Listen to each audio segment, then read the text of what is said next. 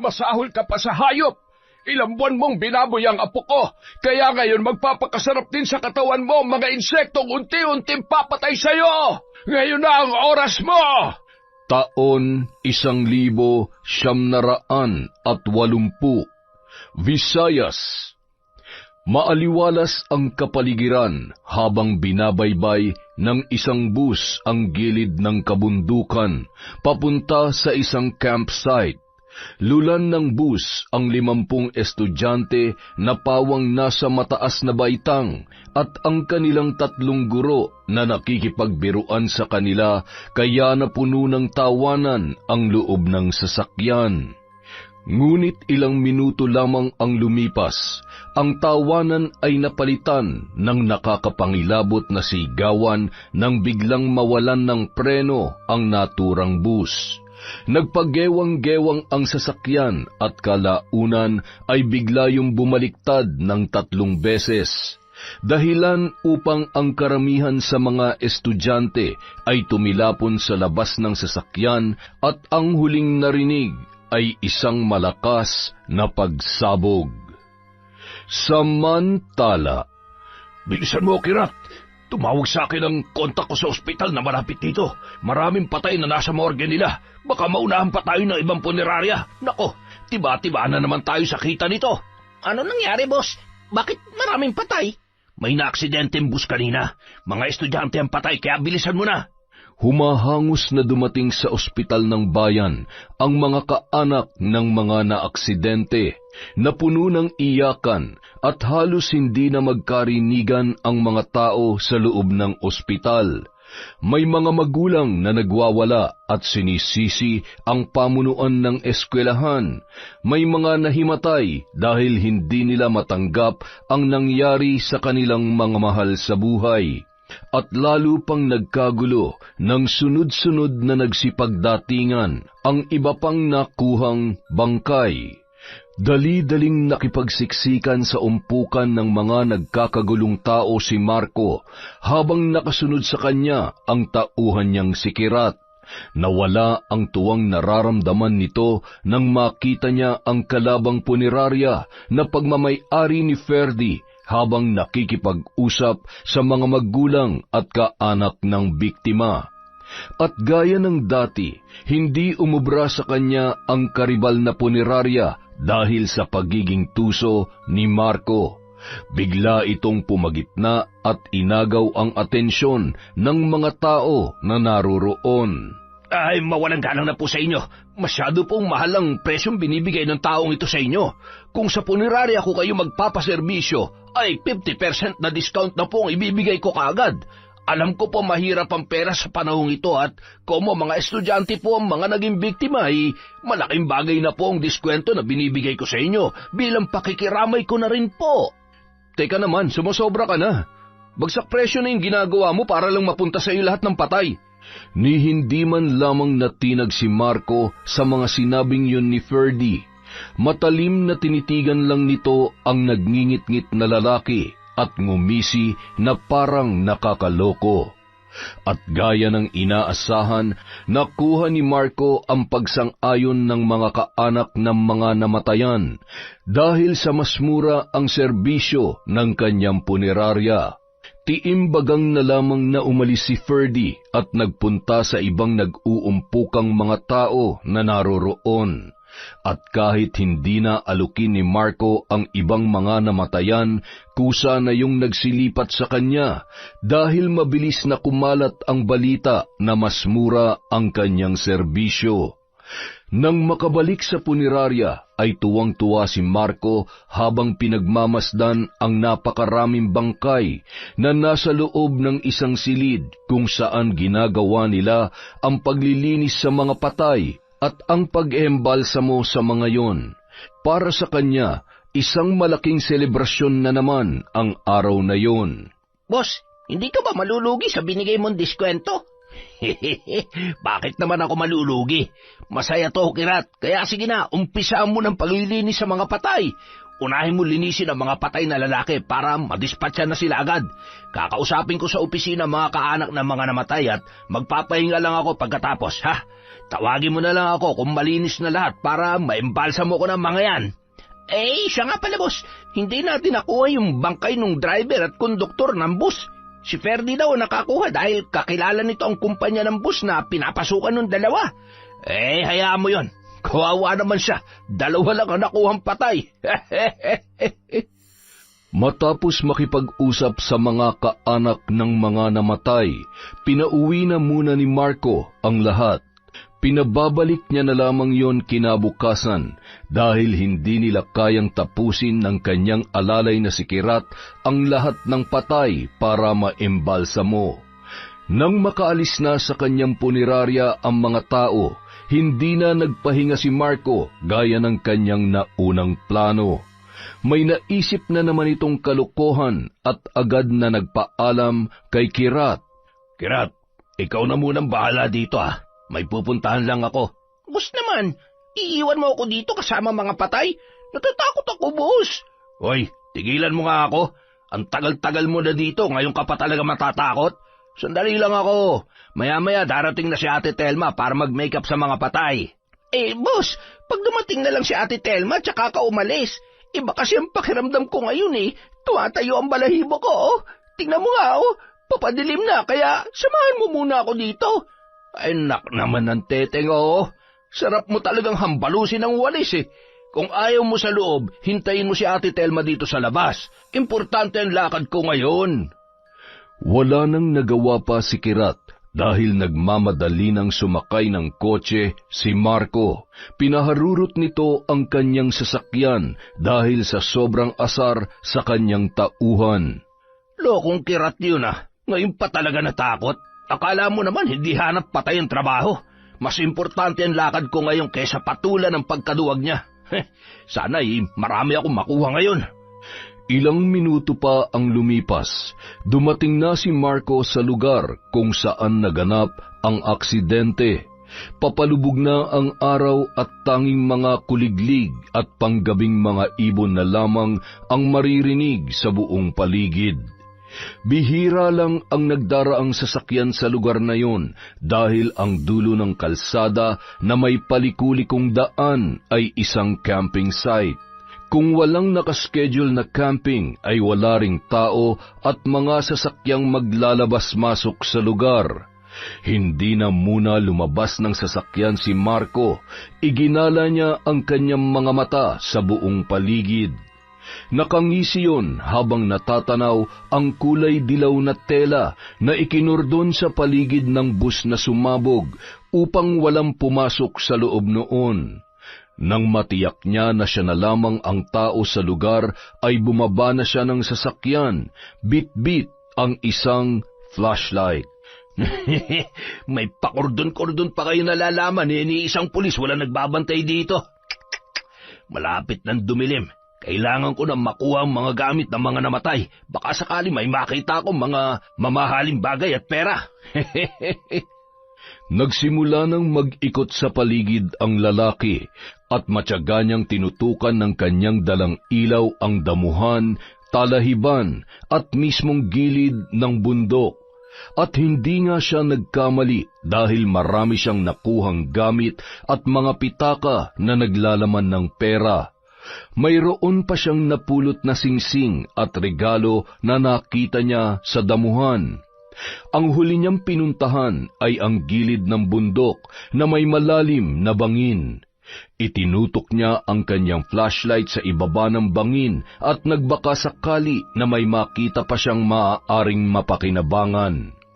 Ilang minuto lang ang inilagi niya doon at nang wala na siyang makita ay nagpasya na siyang umalis. Ngunit nang aktong tatalikod na siya ay nakita niyang gumalaw ang talahib sa ibaba ng bangin. Bahagya siyang napaatras at nakaramdam ng takot. Anak nang, mukhang minumulto yata ako Huwag kang duwag, Marco. Hangin lang yon. Dala ng kuryosidad, hindi nagpatalo si Marco sa nararamdaman niyang takot.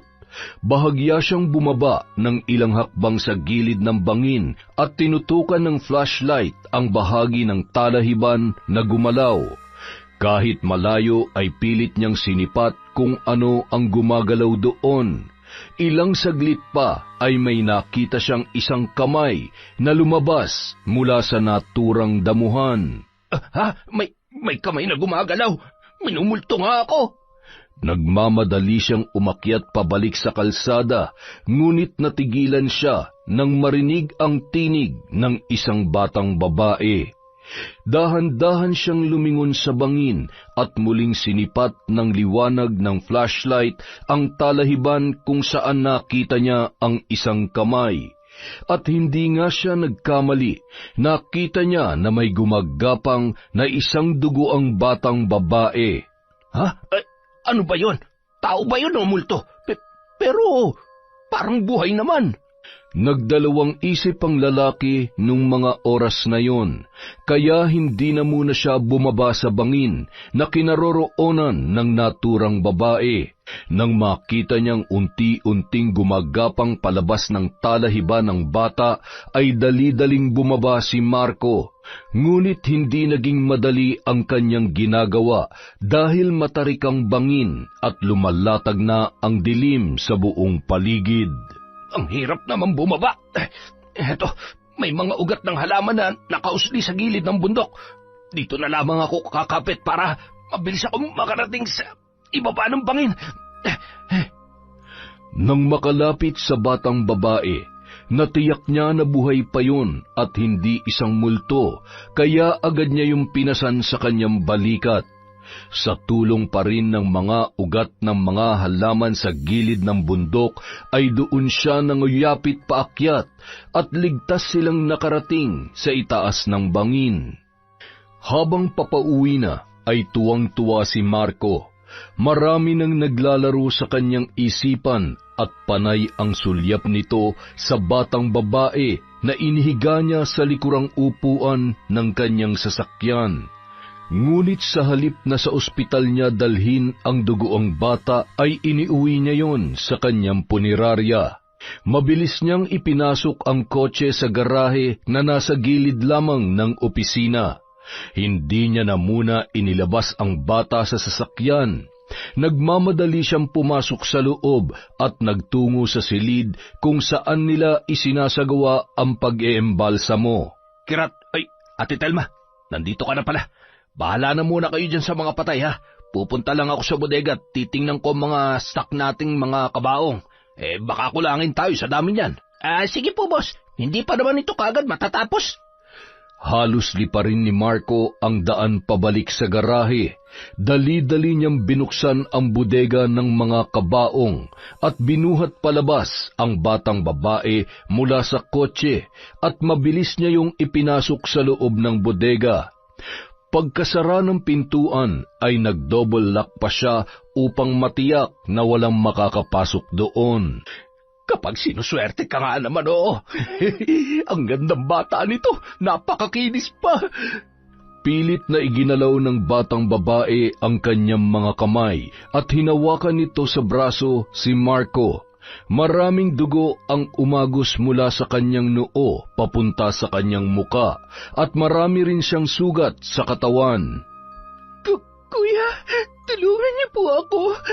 Nasa ospital na po ba tayo? Ngunit sa halip na sagutin ni Marco ang tanong sa kanya, tumayo lamang siya at nagpunta sa isang sulok kung saan naroon ang isang maliit na medicine cabinet. Kumuha siya ng first aid kit sa loob noon at bumalik sa batang duguan. Ako ang gagamot sa'yo. Hindi na muling nagsalita pa ang batang babae. Kahit matindi ang pagkahilo na kanyang nararamdaman, ay pilit niyang iginala ang kanyang paningin sa buong paligid. Nakaramdam siya ng takot na makita na maraming kabaong ang nasa loob noon. Kuya, bakit ang daming kabaong dito? Pwede ba manahimik ka na lang? Sa lahat ng ayaw ko yung taong masyadong makulit. Pasalamat ka nga't iniligtas pa kita eh. Dali-daling binuhusan ni Marco ng alkohol ang bulak at ito ang ginamit niyang pamunas sa nagdurugong noo ng dalaga. Dahil sa sobrang hapdi ay napahiyaw pa yon. Hoy, ano ba? Napakaingay mo naman, tumahimik ka nga. Ang sakit, kuya. Dalhin mo na lang po ako sa ospital. Pakiusap. Sa inis ni Marco, umalis siya at muling iniwan ang batang babae. Nagpunta siya sa isang parte ng bodega kung saan mayroon yung munting tanggapan para sa kanyang mga kliyente. Isa itong munting sala na mayroong mga sofa at may carpet sa gitna kung saan nakalagay ang center table. Doon niya madalas kausapin ang kanyang mga kliyente habang namimili sila ng kulay at disenyo ng kabaong para sa kanilang mga namayapang anak. Delikado tong batang to, masyado maingay. Tingnan ko lang kung makapag-ingay ka pa ngayon. Dali-daling inalis ni Marco ang lahat ng sofa, maging ang center table. Inangat niya ang carpet at doon ay tumambad ang isang pintuan na sa una ay hindi mapagkakamalang pintuan dahil magaling ang pagkakagawa at lapat na lapat yun sa sahig. Iniangat niya ang gilid ng pinto sa gawing kaliwa at naroon ang sikreto upang mabuksan yon. Nakangisi si Marco nang makita niya ang malapad na hagdan pababa. Ito ang kanyang sikretong basement na walang ibang nakakaalam kundi siya lang at ang taong inutusan niya na gumawa noon na isa rin sa kanyang mga kamag-anak. Ito ang ating magiging paraiso, iha. Samantala, sa ospital ng bayan kung saan dinala ang bangkay ng mga estudyante at mga guro na naaksidente ay inabot na rin ng gabi ang isang matanda na patuloy na umaasa na masasagot ang kanyang mga katanungan. Si Lolo Gusting na maghapon nang nakatanghod sa nurse station. Dala nito ang larawan ng kanyang apo na hanggang sa mga oras na yun ay hindi pa rin nakikita ang bangkay at wala pa rin nakakaalam kung yun ay buhay pa. Nurse, hanggang ngayon ba'y wala pa rin balita sa apo kong si Sarah? Hindi ko na alam ang gagawin ko. Ang sabi ay dito dinala lahat ng mga bangkay, pero bakit wala sa morgue ninyo ang apo ko?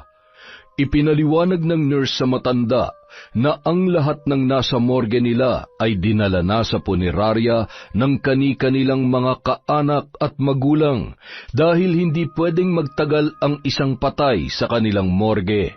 Pinapayagan lamang yun umabot ng 48 oras kung may mga kamag-anak na naroon. Pinayuhan ng nurse si Lolo Gusting na puntahan ang puneraryang pinagdalhan ng mga patay at magpunta na rin ito sa mga pulis upang masagot ang iba niya pang mga katanungan. Sarah, apo ko, nasaan ka na ba? Ikaw na lang ang tanging natitira sa akin na wala ka pa. Kung alam ko lang na may mangyayari masama sa iyo, hindi na lang sana kita pinayagang umalis. Malungkot na umuwi si Lolo Gusting. Napagpasyahan niya na kinabukasan niya na lamang pupuntahan ang punerarya na sinabi sa kanya ng nurse. Gusto na muna niya magpahinga dahil pakiramdam niya hindi niya na kayang maglakad pa dahil marami na rin siyang iniindang sakit sa katawan. Samantala, halika na, dapat sa'yo nakatago. Masyado kang maingay eh. Saan po tayo pupunta? Dalhin niyo na po ako sa ospital. Ang sakit po ng ulo ko. Nahihilo po ako. Hindi pinakinggan ni Marco ang pakiusap ng dalaga. Sa halip ay binuhat niya ito at dinala sa basement. Pagdating sa ibaba ay mayroong isang makipot na daan at sa dulo nito ay may isang silid na binuksan ng lalaki. Doon niya ipinasok ang batang babae. Diyan ka sa kama.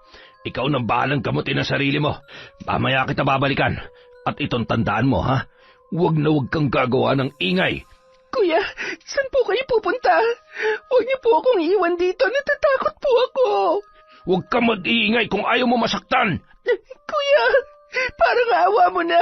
Huwag mo akong iwan dito. Dali-daling lumabas ng silid si Marco. Hindi siya nagawang habulin pa ng batang babae dahil nanghihina pa ito sa dami ng mga tinamong sugat sa katawan. Ikinandado ng lalaki ang labas ng silid upang siguraduhin na hindi yon makakalabas. Pagkalabas ng basement, muling inayos ni Marco ang mga sofa at center table at ibinalik yon sa dating pagkakaayos dahil uutusan niya si Kirat na kunin ang mga kabaong sa loob ng bodega. Inabot na sina Marco at Kirat ng madaling araw sa pag-eembalsamo at paglalagay sa lahat ng mga estudyanteng lalaki sa loob ng kabaong. Nagkape na muna ang dalawa upang malabanan ang antok na nararamdaman. Pagkatapos mo magkape, yung mga babae naman ang linisin mo at saka yung 3 guro, ha? Gusto ko matapos na ang lahat para makapagpahinga na tayo. Pagkatapos ay bumili ka na rin ng pagkain natin. Pasobra mong kanin at ulam dahil nagugutom ako ng sobra. Hindi na rin nakapagpahinga sa kanyang opisina si Marco dahil magbubukang liwayway pa lang ay may mga nagsidatingan na mga kamag-anak at mga magulang ng mga estudyante. Naging abala na siya sa pag-aasikaso sa mga yun upang makuha na nila ang kanilang mga patay. May mga magulang pa na nakipagtalo sa lalaki nang sabihin nito na ang mga estudyanteng babae ay hindi pa na-eembalsamo dahil hindi na nila kinaya ng sabay-sabay. Ang hindi nila alam ay sinasadya talaga ni Marco na maiwan ang mga bangkay ng mga babae sa kanyang punerarya. Oh, boss, eto na yung mga pinabili mong kanin at ulam. Teka, kaya mo bang ubusin yan? Alam ko diet ka eh. Bakit bang dami mong tanong? Gusto kong kumain na marami, kaya pwede ba huwag ka na lang nakikialam? Joke lang naman yun, boss. Pagkatapos ko pong kumain, tutulong na lang ako na maghatid ng mga patay sa mga bahay ng kliyente natin.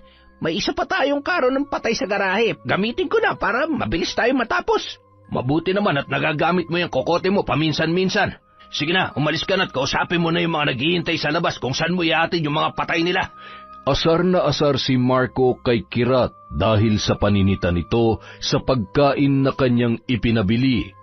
Pero sa isip-isip niya ay may punto rin ang kanyang alalay dahil alam nito na siya ay nagjejeta.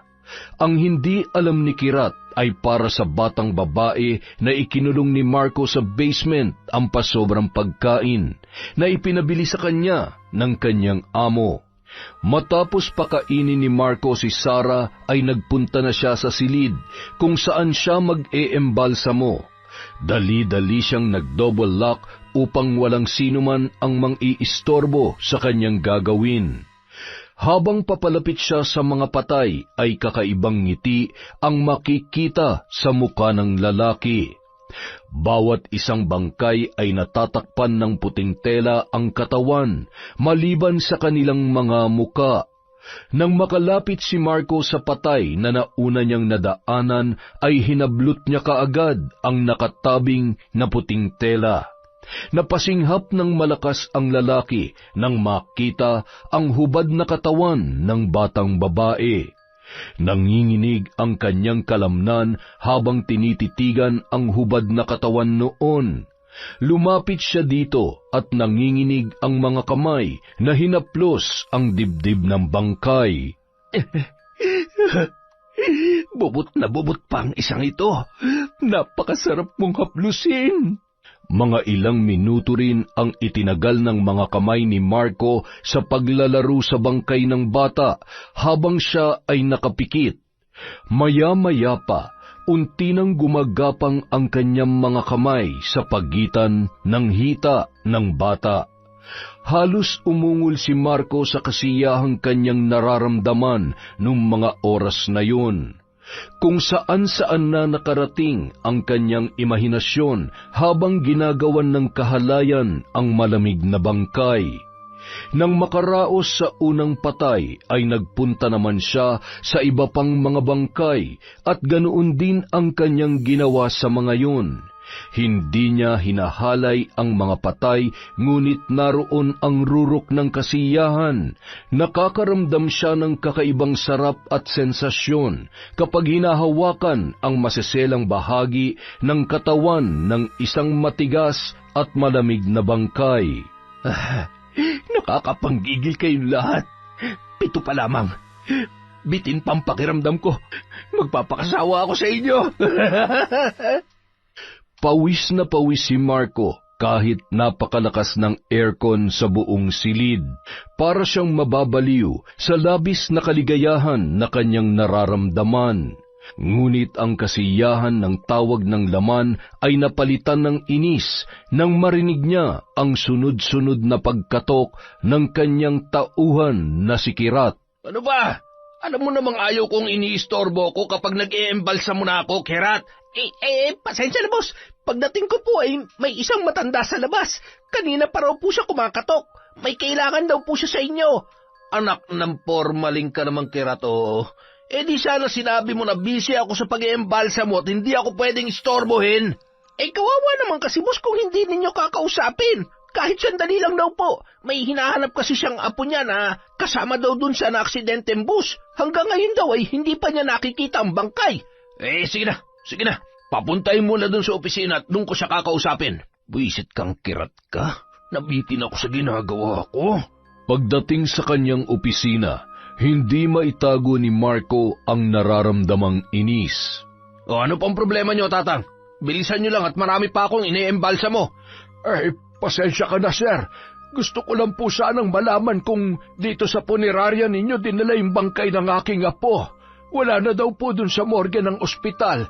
Kinuha na raw po ng punerarya at dito nila ako pinapunta. Kung lalaki po ang apo ninyo, nakuha na ng kanilang mga kamag-anak. Ang natitira na lang po ay mga babae at yung 3 guro. Babae po yung aking apo, sir. Naku, sana naman ay nandito siya. Sige na po, Tatang. Sumunod na kayo dun sa akin at tingnan ninyo kung naroon nga ang apo ninyo. Lalayan ko na po kayo, Tatang. Doon po tayo sa dulong kwarto. Habang papalapit sa silid kung saan iniembalsa mo ang mga patay, ay ramdam ni Kirat ang panlalamig at panginginig ng matanda. Tatang, ayos lang po ba kayo? Baka po hindi ninyo makayanan. Pwede naman po na magpahinga muna kayo. Sige na, sir. Kailangan kong tanggapin kung talagang patay na ang aking apo. Inakay ni Kirat si Lolo Gusting at ipinakita sa matanda ang lahat ng patay na naroroon. Nakamasid lang si Marco sa di kalayuan. Inis na inis dahil bitin na bitin ang kanyang pakiramdam dahil naistorbo siya sa kanyang ginagawang kahalayan sa mga patay. Ano po, Tatang? Nakita po ninyo ang apo ninyo? Wala po, sir. Wala po siya dito. Nasaan kaya ang aking apo? Tatang, may litrato po ba kayo ng apo ninyo? Baka kung sakaling dalhin dito sa amin ay maipaalam namin kaagad sa inyo. Oo, meron. Meron akong dala rito. Sandali lang at kukunin ko dito sa aking bag.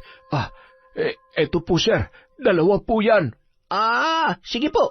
Iwanan nyo na lang po yung isang litrato at kukunin ko na rin po ang address ninyo. Bakit? Ano ba yung Kirat at napakatagal naman ng pag-uusap ninyo? Boss, ipinaiwan ko na lamang itong litrato ng apo niya. Baka ako may dalhin ditong bangkay ay maipaalam natin sa kanya. Heto, boss, tingnan mo yung litrato. Nakasimangot na kinuha ni Marco ang larawan na iniabot sa kanya ni Kirat. Nang makita niya ang nasa litrato ay para siyang binuhusan ng malamig na tubig. Ang batang naroon ay ang batang babae na ikinulong niya sa basement ng kanyang bodega. Siya po ang aking apong si Sarah. Hindi ko na po alam ang gagawin ko, sir.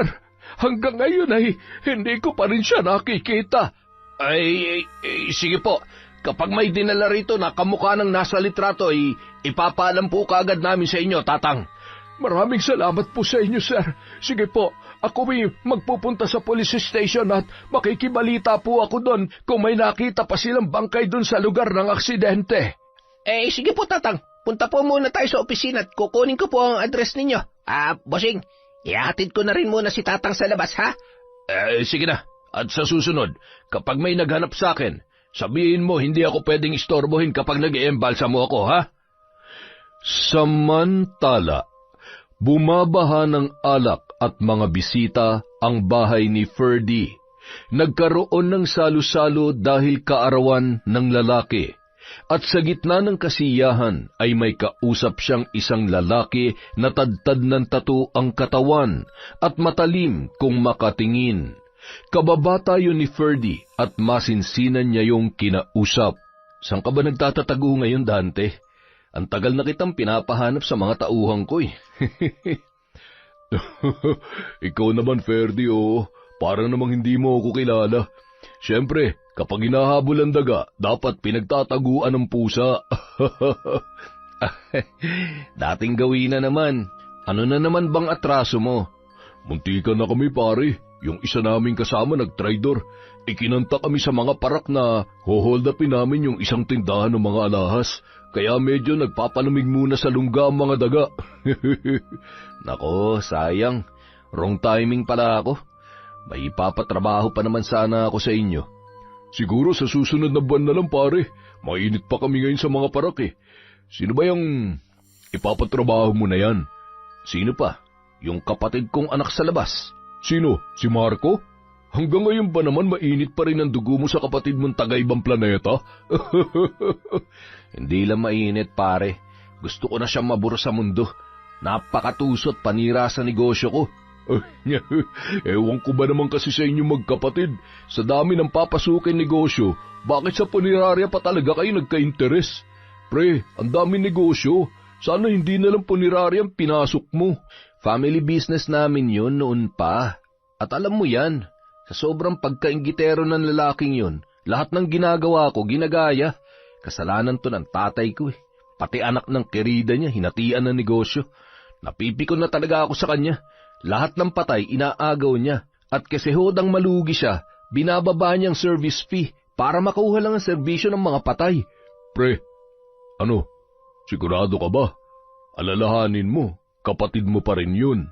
Hindi ko siya kapatid, pre. Nang dahil sa kanila, maagang nawala ang nanay ko nang malamang may babae at anak si tatay sa labas. Kaya panahon na rin siguro para gumanti sa tusong yun. Mga agaw sila ng pamilya at ngayon, mga agaw na ng negosyo. Sige pre, kapag okay na ako, kami nang bahala sa Marco na yan. Sa loob ng silid, kung saan nag-eembalsamo si Marco, ay bahagya siyang natigilan. Ang buong akala niya ay wala nang maghahanap sa batang babae na kanyang kinidnap. Mukhang kailangan ko ng doblehin ng pag-iingat ha. Walang dapat makalam na nasa akin tong si Sarah. Hindi pa kita natitikman at aking ka lang. Sisiguruhin ko na ako lang ang makikinabang sa'yo. Kinabukasan, maagang nagpunta sa istasyon ng pulis si Lolo Gusting. Dala ang pag-asang isang araw ay mayroon ng balita sa naaksidente at nawawala niyang apo. Maraming pulis ang naawa sa matanda dahil maghapon yung matyagang naghihintay sa kanilang istasyon. Kung minsan nakakalimot na ito at bigla na lang nakakatulog sa bangko. Ayaw rin nung kumain kapag inaalok ng mga pulis. Dahilan niya wala raw siyang gana. Gustuhin man ng mga pulis na pauwiin na siya upang makapagpahinga ay hindi nila yun mapilit dahil sa tuwing kanilang kakausapin ay naiiyak na ang matanda. Si Kirat naman maghapong nakatanghod sa opisina ng punerarya. May mangilan-ngilang nagpupunta na kaanak at magulang ng mga namatay na estudyante at guro. Ngunit pinauuwi niya lamang ang mga yon dahil ayaw magpaistorbo ni Marco.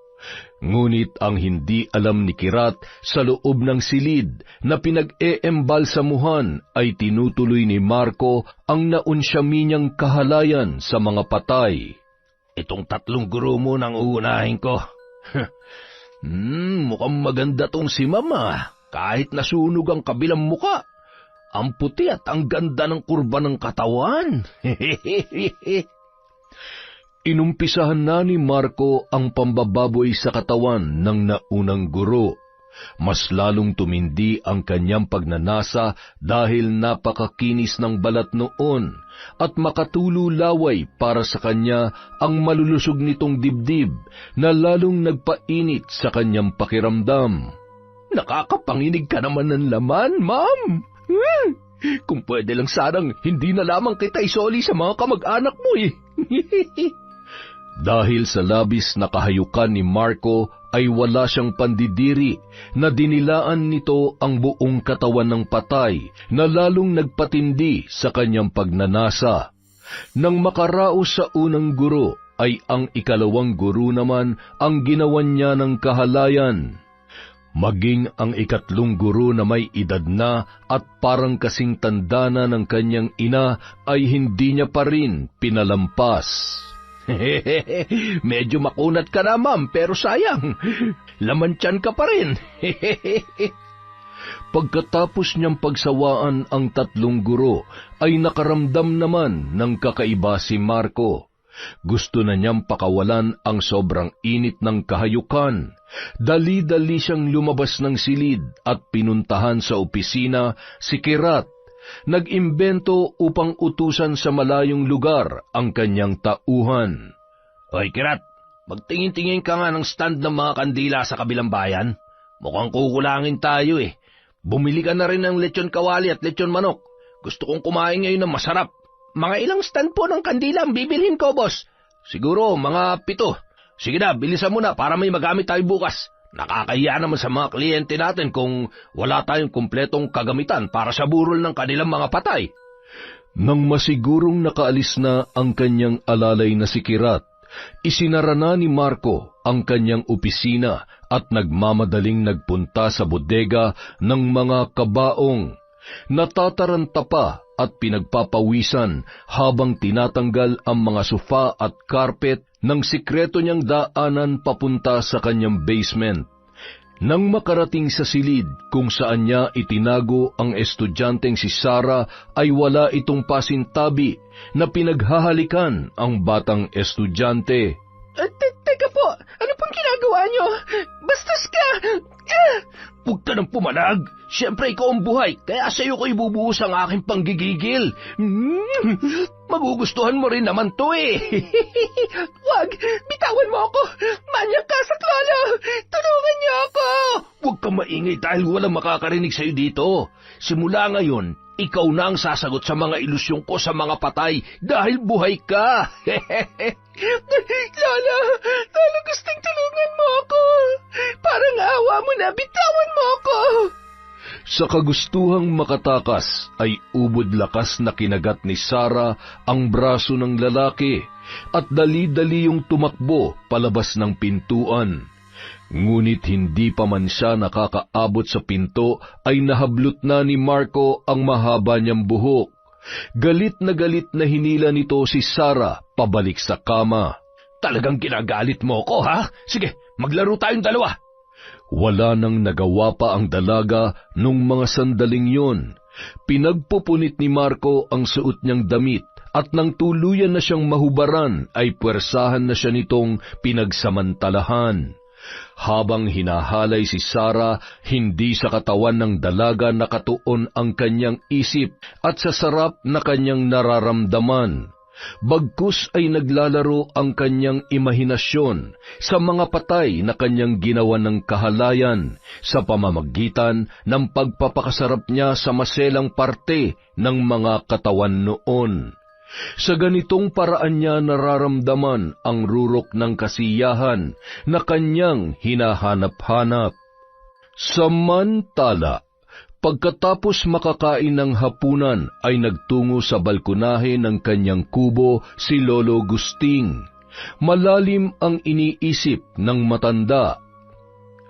Hindi ako mapakali. Nararamdaman ko, buhay ang aking apo. Siguro ay panahon na upang gamitin ko ang aking karunungan sa barang upang malaman ko ang lugar ng kanyang kinaroroonan. Maya-maya pa, dahan-dahan na siyang tumayo at nagtungo sa kanyang silid. Tanging gasera na aandap-andap ang kanyang tanglaw habang hinahanap nito ang isang bagay sa kanyang lumang kabinet. Nang makita niya ang kanyang hinahanap ay inilapag niya yon sa kanyang mesa. Inilabas niya ang isang garapon na isinilid niya sa isang kulay itim na baluti. Napangiti ang matanda nang makita ang laman ng garapon at parang tao niya yung kinausap. Mga alaga kong bangaw, mamamasyal kayo ngayon at ituturo niyo sa akin kung nasaan ang aking apo. Hindi kayo uuwi hanggat hindi niyo siya natatagpuan. Pagkatapos niyang kausapin ang napakaraming bangaw, ay binuksan niya na ang garapon. Nakapagtataka na kahit bukas na ang takip noon, ay hindi lumalabas ang mga bangaw na nasa loob nito.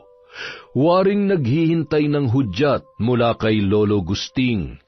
Pumikit ang matanda at umusal ng isang Latin na panalangin, at pagkatapos ay hinipan niya ng 3 beses ang mga bangaw na nasa loob noon. Sige na, humayo na kayo. Maghihintay ako sa inyo hanggang bukas. Sabay-sabay na lumabas mula sa garapon ang mga bangaw at para silang mga bubuyog na hindi naghihiwalay habang lumilipad papalayo sa bahay ng naturang matanda. Samantala, kahit malalim na ang gabi, ay patuloy sa pag-eembalsamo at pangmomolestya sa mga patay si Marco. Si Kirat naman ay nasa opisina at doon na nakatulog. Tuloy pa rin ang ligaya ko hanggang ngayong gabi. Kaya paulit-ulit ko kayong pagsasawaan bago kayo kunin bukas ng inyong pamilya. Habang nagpapakaligaya si Marco, ay nagising naman si Kirat dahil sa ingay ng mga bangaw na paikot-ikot sa kanilang opisina. Ang iba ay dumadapo na sa kanyang ilong at muka, kaya tuluyan na siyang nagising. Aliko, bakit ang daming bangaw? Gabi na. Napakarami pang bangaw dito. Kainis naman, oo. Sa asar ay pinaghahampas ni Kirat ng walis ang mga bangaw, ngunit parang baliwala sa kanila ang ginagawa niya, kaya mas lalong nainis ang lalaki. Magamitan nga kayo ng spray. Teka lang, nasan na ba yun? Ngunit sa pagbalik niya ay nagulat na lamang siya dahil wala na ang mga bangaw. Saan na nagpunta yung mga yun? Buwisit na mga insekto yan? Hindi kaya nananaginip lang ako? Dali-daling isinara ni Kirat ang pintuang yari sa salamin, dala ng takot na magbalik sa loob ng kanilang gusali ang mga bangaw. Pagkatapos ay muli siyang bumalik sa opisina upang matulog. Kinabukasan, papasikat pa lamang ang araw ay naroon na sa kanyang balkonahe si Lolo Gusting. Masaya yung nagkakape habang hinihintay ang mga bangaw na kanyang inutusan. Maya-maya pa, isang malapad na ngiti ang namutawi sa kanyang mga labi dahil natanawan niya na ang paparating na 2 bangaw at dumapo yun sa kanyang braso. Magaling! Alam ko maaasahan talaga kayo. Ngayon din ay samahan ninyo ko kung saan nyo nakita ang aking apo. Habang papunta ang matanda sa kinaroroonan ng kanyang nawawalang apo, ay waring napakatalino ng 2 bangaw at naituro nila ng maayos sa matanda ang daan papunta sa punerarya na kanilang pinanggalingan. Nagulat ang matanda nang makita ang punerarya na pinagdalhan sa kanya ng 2 bangaw. Aba, bakit dito? Nanggaling na ako dito nung isang araw at ang sabi nila ay wala dito ang aking apo. Sinasabi ko na nga ba, may mali sa mga nangyayaring ito. Habang papalapit sa gusali ng punerarya, tuwang-tuwa si Lolo Gusting nang salubungin siya ng iba pang alagang bangaw na nagkumpulan sa isang puno. Lumakas ang tibok ng puso ng matanda dahil sa sobrang tuwa nang malaman ang kinaroroonan ng kanyang apo. Umupo muna siya sa isang bangko na naroon sa labas ng gusali at pinag-iisipan ang susunod niyang gagawin. Kung ano man ang ginawa niyo sa aking apo at kung sino man ang nasa likod nito, pagsisisihan niyo na kinanti niyo si Sarah. Habang nagmumuni-muni si Lolo Gusting, nagsidatingan naman ang mga magulang at kamag-anak ng mga namatay upang maiuwi na nila yon sa kani-kanilang mga bahay. Nasa isang tabi lang si Lolo Gusting at tahimik na nagmamasid sa paligid, ngunit malikot ang kanyang mga mata na naghahanap ng ebidensya. Abalang-abala ang mga tao na labas-masok sa punerarya, kaya kahit na napapagod ay matyagang naghintay si Lolo Gusting upang kanyang makausap si Ratsky. Magandang umaga po, sir. Natatandaan niyo po ba ako? Ako po yung naghahanap sa aking nawawalang apo. Ay, opo, Tatang. Natatandaan po kita. Sa ngayon po, wala pa kaming balita sa apo ninyo. Ano po ang sabi sa inyo ng mga pulis? Wala pa rin po ba silang balita? Hanggang ngayon ay wala pa rin, sir. Wala po bang bagong patay na dinadala dito? Naku, Tatang, wala pa po. Magpapaliwanag pa sana si Kirat nang biglang dumating ang kanyang among si Marco. Biglang nag-iba ang itsura ng lalaki nang makita si Lolo Gusting. Nakasimangot yon na napatitig sa matanda.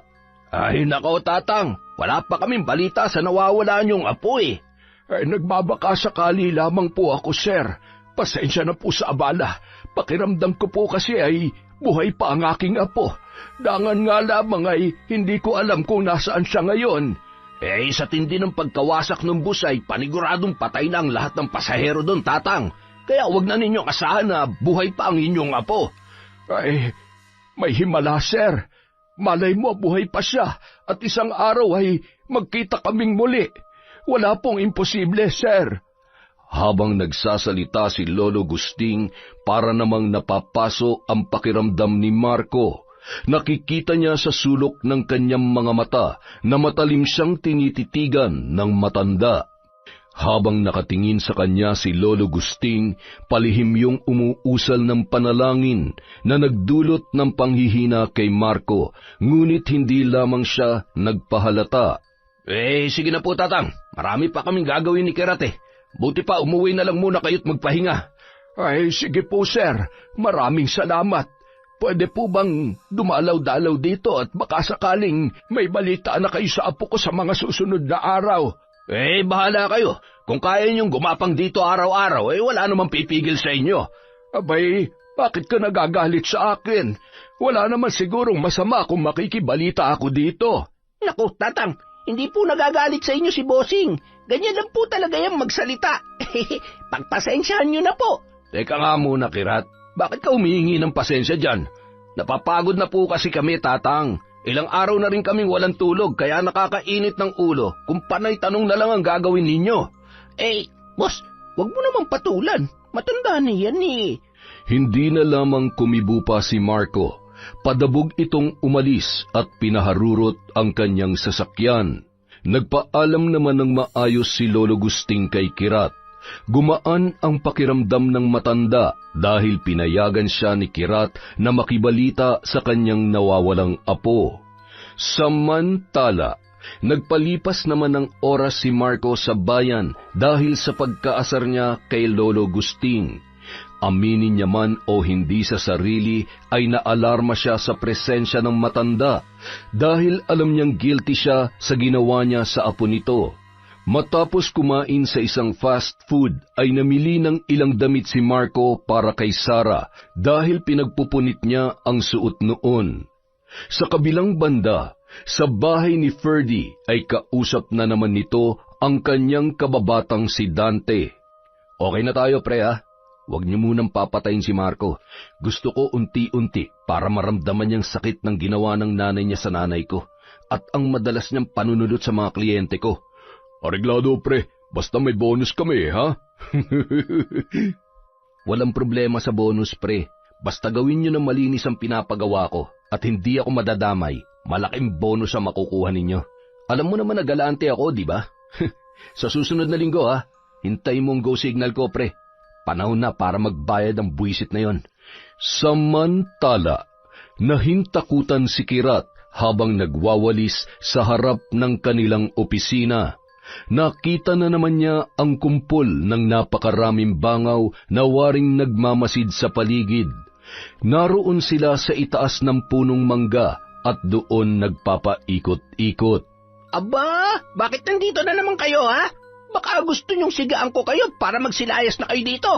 Ay, teka nga, hintayin niyo lamang ako't kukuha ko ng gas at posporo.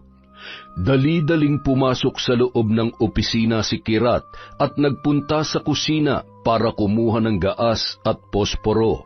Nang papalabas na siya ay nakita niya si Marco na kararating lang ng sasakyan at nagmamadaling pumasok sa loob ng bodega ng mga kabaong.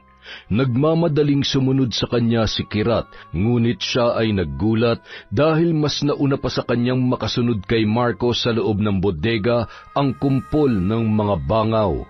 Para silang isang puwersa na sumugod kay Marco. Ano yan? Bakit ang daming bangaw? Inis na pinaghahampas nito ang mga bangaw na nakapalibot sa kanya.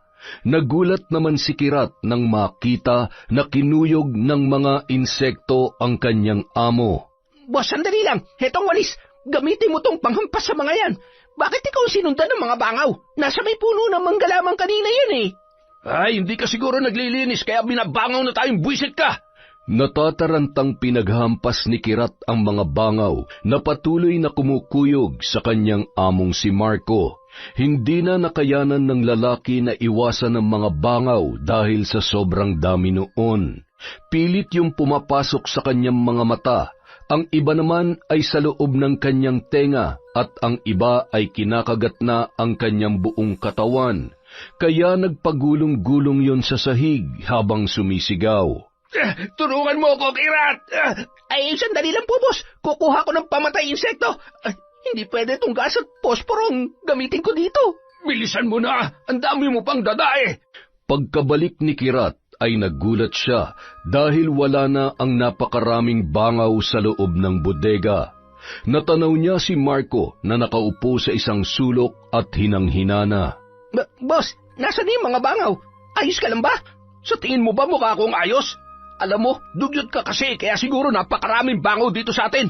Magpausok ka mamaya at linisin mo mabuti ang paligid para hindi tayo binabangaw. Opo, boss. Pero boss, ang ipinagtataka ko lang, nakita ko na yung mga bangaw kagabi. Pumasok pa nga yan dun sa opisina natin. Itinaboy ko na nga yan kagabi. Ang akala ko ay nagsialis na sila.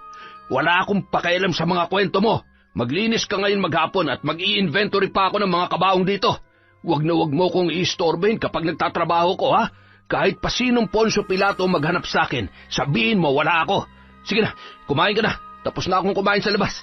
Isasara ko na tong bodega para hindi ako maistorbo sa gagawin ko rito. Pagkalabas ni Kirat ng bodega, siniguro ni Marco na naka-double lock ang pintuan at nagmamadali na itong bumaba sa basement. Sabik na siyang makita si Sarah. Kumusta ka, aking prinsesa? May dala ko sa iyong masarap na pagkain at binilhan na rin kita ng mga damit mo. Kumain ka na at mapapalabang ka ngayon sa akin maghapon. Ayokong kumain. Patayin mo na lamang ako kaysa gahasain mo ako ng paulit-ulit. At bakit naman kita papatayin? Di wala na akong pagkain. Hayop ka! Manyak! Mamatay ka na! Kahit ano pang sabihin mo, wala akong pakialam.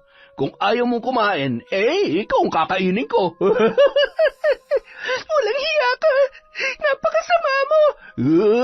Teka, siya nga pala. Pinuntahan ka dito ng lolo mo. Hinahanap ka niya. Ha? Si Lolo Gusting? Nasaan siya? Parang awa mo na ibalik mo na ako sa lolo ko. Bakit naman kita ibabalik? Ang sabi ko, hindi namin nakita yung katawan mo. Kaya hindi kami sigurado kung buhay ka pa o patay na. Ang ganda pala ng pangalan mo. Ikaw pala si Sarah? Napakasinungaling mo. Masahol ka pa sa demonyo. Samantala, sinimulan naman ni Kirat ang paglilinis sa likuran ng punerarya. Malalaki ang puno sa paligid, kaya maraming tuyot na dahon ang nagkalat. Inumpisahan niya itong sunugin para maitaboy ang mga insekto na nagtatago doon. Palinga-linga sa paligid si Kirat dahil hinahanap niya ang mga bangaw na sumugod kay Marco, ngunit hindi niya na yon makita. Habang nagsusunog ng mga dahong tuyo, ay sinimulan naman ni Kirat ang pagdidilig ng mga halaman sa paso na nakahilera sa gilid ng gusali.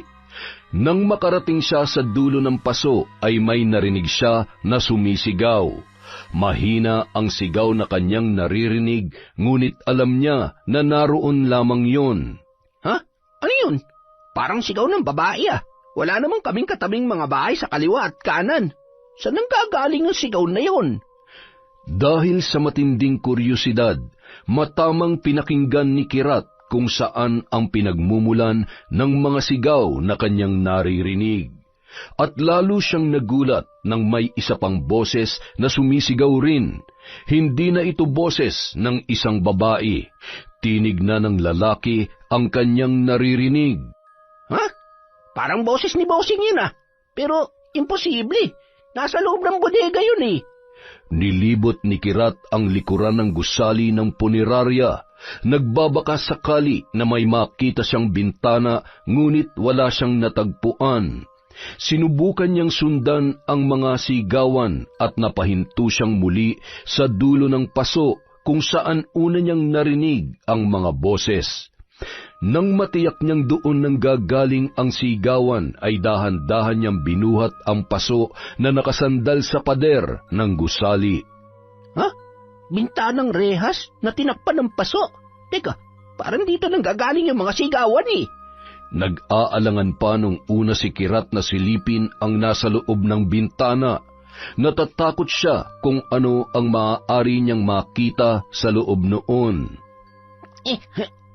Ang hirap na masumilip sa bintanang ito. Bukod sa maliit ay kailangan ko pang gumapang sa lupa para lang masilip kung ano nasa loob. Ibabalik na sana ni Kirat ang paso na nakatabing sa rehas na bintana nang muli na naman siyang nakarinig ng sigaw. Malinaw na ang kanyang naririnig na boses dahil wala na ang paso na nakaharang doon. Teka, parang umiiyak na yung babae ah. Dahil sa kanyang narinig ay dali-daling gumapang si Kirat sa lupa at dahan-dahan niyang inilapit ang kanyang muka sa rehas na bakal. Noong una ay kadiliman lang ang kanyang nakikita sa buong paligid. Ngunit maya-maya pa, unti-unti na siyang nakakakita ng liwanag. At halos mapatakip siya ng bibig dahil natunghayan niya ang kanyang among si Marco na nakapatong sa isang batang babae. Ha? Si Sir Marco? Hindi makapaniwala si Kirat sa kanyang nakita. Lalo siyang nagulat nang biglang pagsasampalin ni Marco ang batang babae, kaya lalo yung pumalahaw ng iyak. Kahit na anong gawin ni Kirat ay hindi niya makita ng malinaw ang muka ng batang babae dahil nanlalaban yun sa kanyang amo. Hindi na natagalan ni Kirat ang kanyang nakikita. Dali-dali niyang ibinalik ang paso sa dati nitong kinalalagyan upang matakpan ang naturang bintana. Bakit ganun si Sir? At saan parte ng building na ito ang kwarto na pinagdalhan niya sa bata? Ang tagal ko na dito pero hindi ko alam ang kwartong yun. Ilang araw na tulala si Kirat dahil sa kanyang natuklasan. At simula nung araw na yun ay hindi niya na gaanong kinakausap ang kanyang among si Marco. O Kirat, may sakit ka ba? Ilang araw ko na napapansin matamlay ka at tahimik. Hindi bagay sa iyo yung ganyan. Ay, pagod lang po siguro ako, boss. Kailangan mo siguro magpahinga. Bibigyan kita ng 2 araw. Umuwi ka muna sa inyo at magpahinga, ha? Tuwang-tuwa naman si Kirat sa bakasyon na ibinigay ng kanyang amo.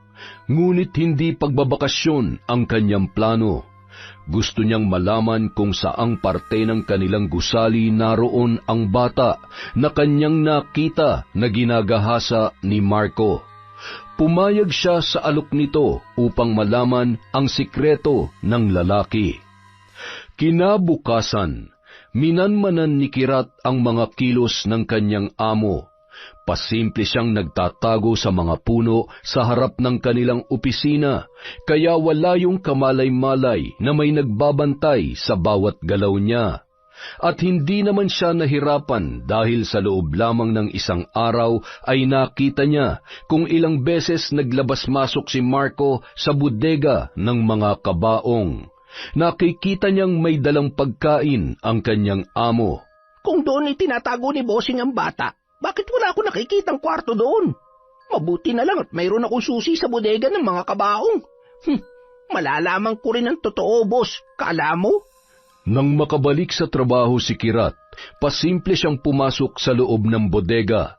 Nagtago siya sa tambak ng mga kabaong na naroon at hinintay niyang pumasok sa loob si Marco. Hindi siya makapaniwala sa kanyang natuklasan na mayroong basement sa loob ng bodega. Nagkaroon na siya ng ideya na doon tinatago ni Marco ang batang babae. Napakarami mo palang sikreto, Boss Marco, ha? Kinabukasan, ang buong akala ni Kirat ay yun lang ang sikretong matutuklasan niya sa pagkatao ni Marco.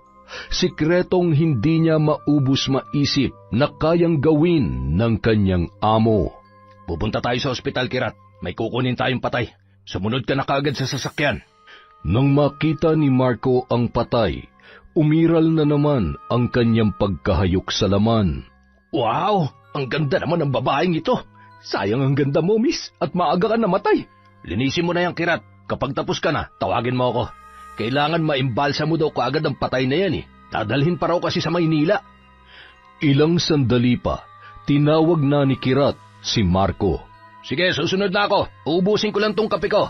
Pagkatapos noon, bumalik na si Kirat sa kwarto kung saan nila ginagawa ang pag-eembalsamo. Nakalimutan niyang iligpit ang bagong deliver na mga gamit, kaya nagmamadali niyang dinala ang mga yon sa stock room na nasa loob lang ng mga freezer na pinaglalagyan ng mga patay. Nang matapos niya yung iligpit, ay lumabas na siya sa stock room. Ngunit laking gulat niya at napaatras nang makita ang ginagawa ni Marco sa katawan ng magandang babae na dapat sana ay iniembalsamo nito. Diyos ko po, bakit dinidilaan ni Bossing ang buong katawan ng patay? Aswang yata ang amo kong ito. Habang sarap na sarap si Marco sa kanyang ginagawa, ay wala yung kamalay-malay na halos maduwal naman sa pandidiri si Kirat at pinipigilan nitong masuka dahil baka malaman ni Marco na naroon pa siya sa kwartong yun. Ilang araw ang lumipas. Sumunod ka sa akin, Kirat. May kakausapin akong tao na balak magsosyo sa ating punerarya. Medyo kailangan ko rin ng kasosyo dahil mahina na ang kita ng punerarya natin. Tanging pagtango lang ang itinugon ni Kirat kay Marco. Simula nang malaman nito ang mga kababuyan ng kanyang amo ay nagbabalak na rin siyang umalis sa puder noon. Naghihintay lang siya ng tamang pagkakataon na mailigtas ang batang babae na ikinukulong at ginagawang parausan ng kanyang amo.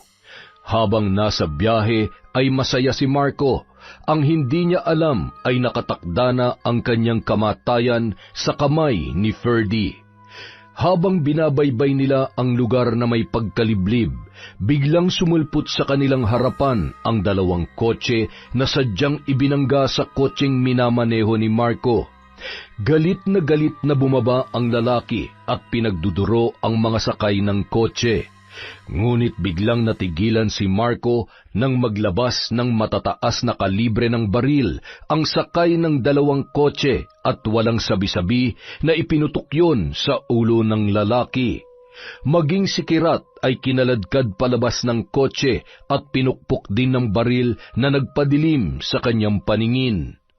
Nang magising si Marco ay nakatali na siya sa isang bangko. Doon lang niya naramdaman na masakit ang kanyang batok dahil sa pagkakapukpok sa kanya ng baril. Iginala niya ang paningin at hinanap si Kirat, ngunit hindi niya yun makita. Mga walang hiya kayo! Anong kailangan niyo sa akin? Mga duwag! Lumaban kayo ng patas! Maya-maya pa, lumabas na si Dante mula sa pintuan. Mayroon niyong malawak na ngisi. Uy Marco, gising ka na pala. Pasensya na, trabaho lang. Napag-utusan lang kami. Kailangan ko ng pera eh. Ganun ba? Magkano bang ibinayad sa'yo at gagawin kong triple? Kaya naman pala galit na galit ang tao nagpadukot sa'yo eh. Sobra pala talagang pagkatuso mo. Hindi ako nakikipaglokohan. Pakawalan niyo na ako. Bakit? Mukha ba ako nakikipaglokohan sa'yo, ha? Ano nga ang kailangan niyo sa akin?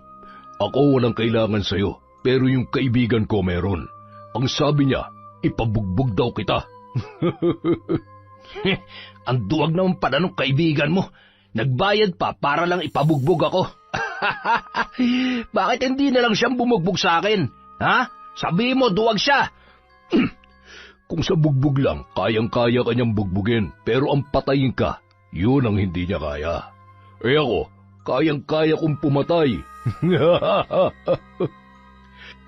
Biglang natigilan si Marco sa huling sinabi sa kanya ni Dante. Bigla siyang nanlamig at umurong ang kanyang dila. Oh, bakit bigla ka natigilan? Natakot ka na, no? Ano natakot? Di ako natatakot sa'yo. Nasaan yung tauhan ko? Anong ginawa niyo sa kanya? Wala. Iniwan namin dun sa kalsada. Hindi siya idinamay ng kaibigan ko dahil wala naman siyang atraso. Ikaw ang may malaking atraso sa kaibigan ko. Biglang napaisip si Marco kung sino ang tinutukoy ni Dante na nagawan niya ng malaking atraso. Maya-maya ay may dumating na 2 tauhan si Dante na may bitbit na 2 timba ng tubig. Umuusok yun sa lamig dahil punong-puno ng ice cube. Lumapit ang 2 kay Marco at sabay na ibinuhos ang napakalamig na tubig. Halos mapasigaw ang lalaki dahil sa sobrang lamig. Mga hayop kayo! Mapapasma ako sa ginagawa niyo eh! Maligo ka muna para luminis yung budhi mo. Pagkatapos nilang paliguan ay iniwan na nila si Marco habang pinagtatawanan dahil nagmukha yung basang sisiw.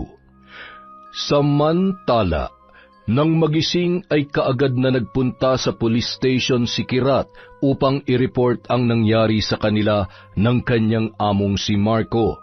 Pagkatapos ay nagmamadali na siyang bumalik sa punerarya upang iligtas ang batang babae na itinatago ni Marco. Manghang-mangha si Kirat nang makita nito ang basement ng malapitan. Bilib talaga ako sa kalokohan mo, Boss Marco. Napakarami mong sikretong itinatago. Saan kaya dito kinulong ng baliw na may pagkaswang na yun ng bata? Kailangan ko siya mailigtas. Baka biglang dumating na naman yung manyakis na yun.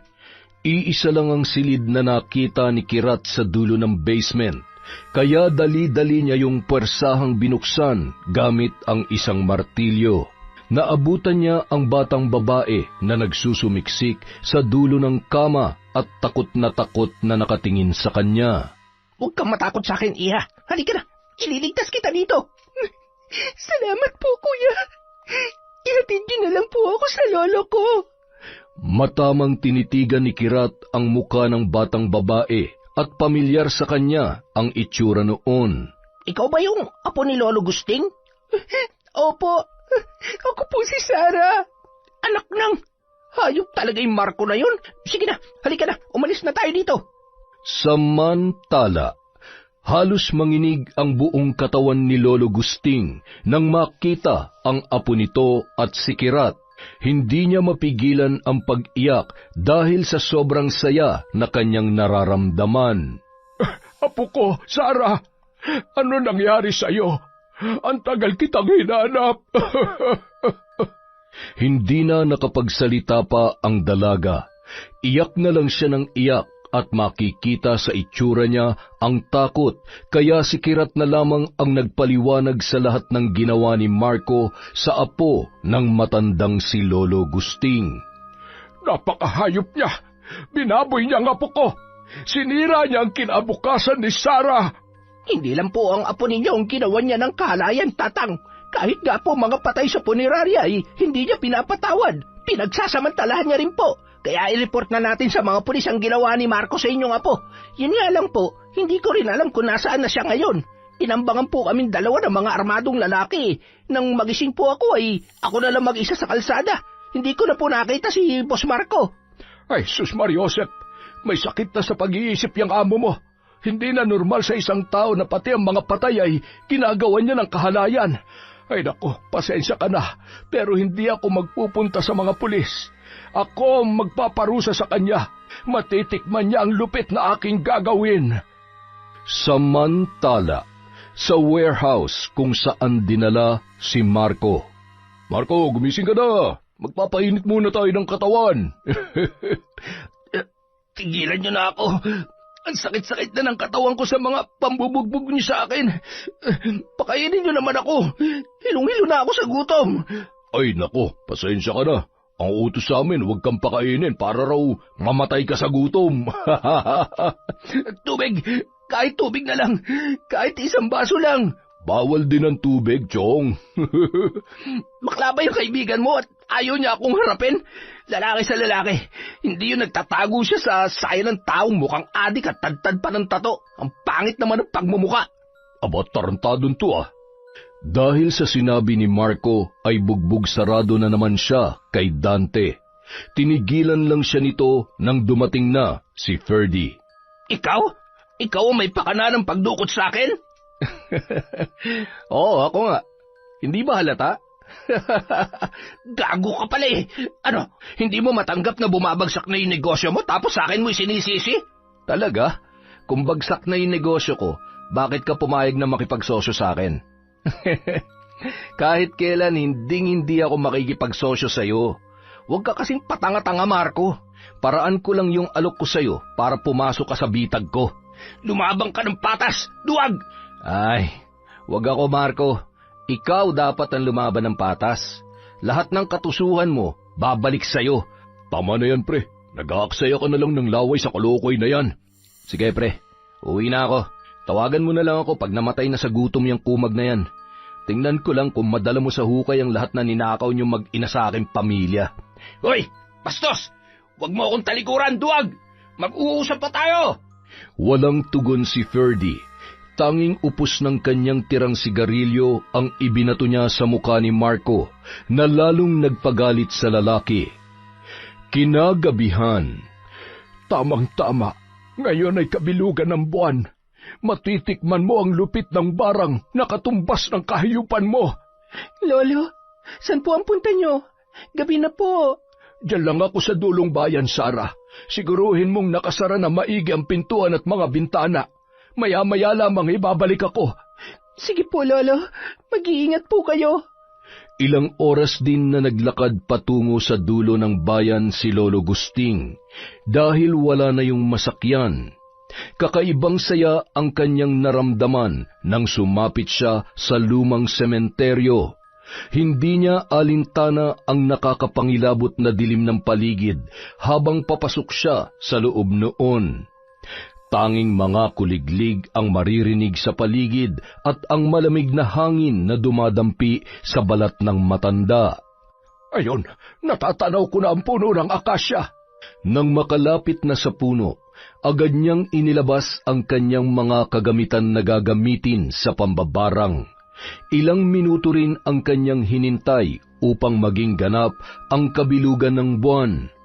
Habang bilog na ang buwan ay sinindihan na niya ang 3 itim na kandila. Inilabas niyang muli ang garapon na naglalaman ng maraming bangaw, sabay nag-usal ng dasal na Latin at muling hinipan ng 3 beses ang mga bangaw. Sige na, hanapin niyong muli ang taong nanghalay sa apo ko. Ibaon niyo sa kanyang kalamnan ang mga kulisap na kusang papatay sa kanya. Sabay-sabay na nagsiliparan ang kumpol ng mga bangaw na wari alam na alam kung saan ang kanilang patutunguhan. Nang makaalis ang mga insekto ay inilabas naman ni Lolo Gusting ang isang garapon na naglalaman ng uod, ipis, linta at alakdan. Ito ang mga gagamitin ko sa iyo, Marco. Bilang na ang mga araw mo sa mundo. Buhay ka pa, kakainin ka na ng mga kulisap at insekto. Ito ang magdadala sa iyo sa hukay. Iniangat ni Lolo Gusting ang garapon at nag-alay ng panalangin sa harap ng puno ng akasya. Ilang minuto rin siyang nag-usal ng dasal na Latin at nang matapos ay naghukay siya at ibinaon sa tabi ng puno ng akasya ang garapon na may lamang mga uod, ipis, linta at alakdan. Matapos niya yung gawin, pinatay niya na ang 3 itim na kandila at umuwi na siya na masayang masaya. Samantala, sa warehouse, kahit malalim na ang gabi ay hindi pa rin makatulog si Marco. Ilang araw na siyang hindi nakakakain at nakakainom ng tubig, kaya naman hinang-hina na siya. Sa oras na makatakas ako dito, Ferdy, sisiguruhin kong papatayin kita. Maraming bagay ang tumatakbo sa isipan ni Marco nung mga oras na yun. Ni hindi niya na namalayan ang mga paparating na kumpol ng bangaw na papasugod sa kanya. Ha? Mga bangaw? Bakit marami na namang bangaw dito, ha? Lumayo kayo sa akin! Hindi maitaboy ng lalaki ang mga bangaw na unti-unti na siyang napapalibutan dahil nakatali ang kanyang mga kamay at paa sa isang bangko. Maya-maya pa, kinuyog na siya ng mga ito at pinagkakagat. Wala na siyang nagawa nang pumasok sa kanyang tenga ang iba roon. Halos mamaos si Marco sa paghingi ng saklolo, ngunit ni isang tauhan ni Dante ay walang nakarinig sa kanya dahil mag-isa lamang siya sa loob ng warehouse. Kinabukasan. Oh, ano nangyari dyan? Bakit nakasubsob na mukha niya sa semento? At bakit parang ang dami niyang kagat sa katawan? Ronnie, pulsuhan mo nga yung unggoy na yan, tingnan mo kung buhay pa. Matapos mapulsuhan ay unti-unti nang bumalik ang ulirat ni Marco.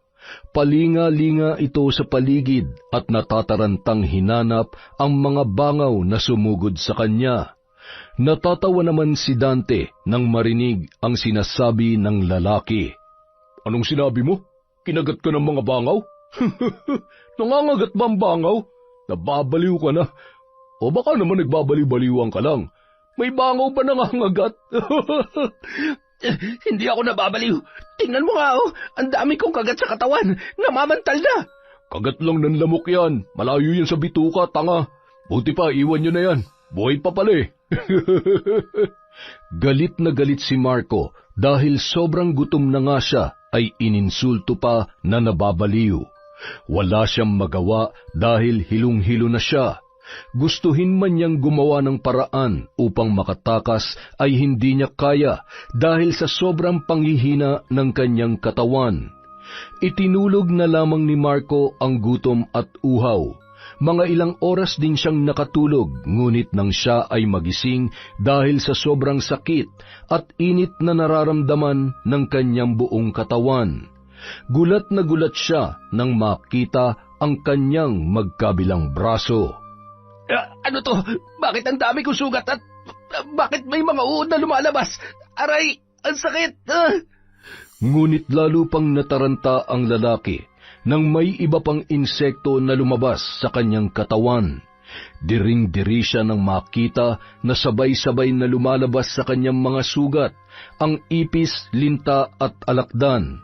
Halos mabaliw na si Marco dahil sa ramdam niya na unti-unting kinakain ng naturang mga insekto at kulisap ang kanyang kalamnan at sinisipsip din nila ang kanyang dugo. Tulong! Tulungan niyo ako! Tulong! Humahangos na dumating si Dante at ang kanyang mga tauhan. Gulat na gulat sila nang makita ang mga insekto na lumalabas sa sugat ni Marco. Ano to? Bakit nagkakaganyan ang katawan mo? Hindi ko alam. Dali niyo ako sa ospital. Ayoko pa mamatay, parang awa niyo na. Hindi ako magdedesisyon kundi ang kapatid mong si Ferdy. Pero wala siya dito. Nasa Maynila. Bukas pang uwi niya. Habang nag-uusap sina Marco at Dante, ay parami naman ng parami ang mga naglalabasang insekto sa katawan ng lalaki. Kaya napilitan silang buhusan ang paligid ng gaas dahil kung saan-saan na yon gumagapang. Samantala, sa bahay naman ni Lolo Gusting. Masahol ka pa sa hayop! Gaano katagal mong binaboy ang apo ko? Kaya ngayon, magpapakasarap din sa katawan mo ang mga insektong unti-unting papatay sa'yo! Ito na ang katapusan mo! Habang nagkakagulo ay bigla na lang nangisay si Marco. Bumubula ang kanyang bibig at naglabasan na rin doon ang mga uod, ipis, linta at mga alakdan. Ilang sandali pa, binawian na siya ng buhay na tirik ang mga mata. Sarah! Sa susunod na linggo, babalik na tayo sa Mindanao. Naipaghiganti na rin kita sa wakas, Apo. Ang gusto ko ay magbagong buhay na tayo doon. Yun! Tapos na agad! Wala nang pasikot-sikot pa. Maraming salamat po sa pagtsatsagang makinig sa Kwentong Enteng. Dahil dyan, meron na naman tayong shout-out. Simulan po natin kay Kim Bara. Hello po kay Jerlyn Arbado, kay Emma Dumato. Hi kay Liza Agodo, kay Lent TV2. Hello po kay Chris Alcantara, The Color Purple. Hi din po kay Marian Laborte, kay Mika Balagot, kay Sally Roldan. Hi kay Angelina Ignacio, kay Vilma Bautista, kay Manisan Mamot Mapadtaya, kay Kenneth Aligado, kay Rosemary Casonete. Hi po kay Norsen TV. Shout out po kay Febe Ranyada, kay Red Gaspar. Hi kay Roxanne Diga, kay Leonila Mempin. Shout out po kay Billy Ray, Jenny May at Ray Buendia from Lucy Buendia. Hello po kay Dennis Flores, kay Gemma De Ocampo, kay Analie Vallega, kay Margie Banosong. Hi kay Annalisa Chico Diga, kay Mika Salvador, kay Julie Tapang from Consolacion Alvarez. Hi din po kay Shauma TV, Aimee Carbonilla, kay Jubel Baldonasa, kay Tony Pascual. Hi kay Jima Pendon, Christine Victorino. Hi kay Rosette Ersando, kay Elizabeth Dungka, kay Edgardo Fontanilla. Shout out po kay Tessie Reyes, kay Virgie Latore, kay Lynn Caones, Adverse Zita Barun. Hello po kay Jobel Ocfemia, kay Emrose Strong OFW from Kuwait. Hi din po kay Vicky Abut, kay Alfreda Alano, kay Hannah Maylin Sesgundo. Shout out kay Reza Dominguez, kay Mariam Duca, kay Robert Crimen, kay Rosie Inocencio. Shout out kay Annabel De Leon, kay Rosemary Mercado of Concepcion Tarlac from Nicolas Mercado. Hi kay Mika Balagot from Dubai. Hi po kay Beth Mercado, kay Lady Dam. Hi kay Jaren Beter. Hello din po sa magandang friend ni Roslyn Jimenez na si Isabel. Hi kay Teresa Entona. Shout out kay Bosso from Jack Traquena. Hi po kay Ivy Romero, kay Elizabeth Maramot, kay Christine Guevara, kay Asodicen Cerila. Hi po kay Marcos Balingasa, kay Lydia Lopez, kay Yasmin Bautista. Happy birthday po sa love namin na si Yoshimi Akira. Zuto Aishitemas from Resel Galope. Grabe, napaka-sweet naman nun. Hello po kay Sydney Crosswind. I'm MHR Lin. Hello po kay Kimpoy Feliciano, kay Janice Delphine Ramirez, at syempre kay Javen Delasan. Sa mga hindi po nabanggit, marami pa po tayong shoutout. Magandang araw po at maraming salamat sa walang sawang pagsuporta sa Kwentong Enteng.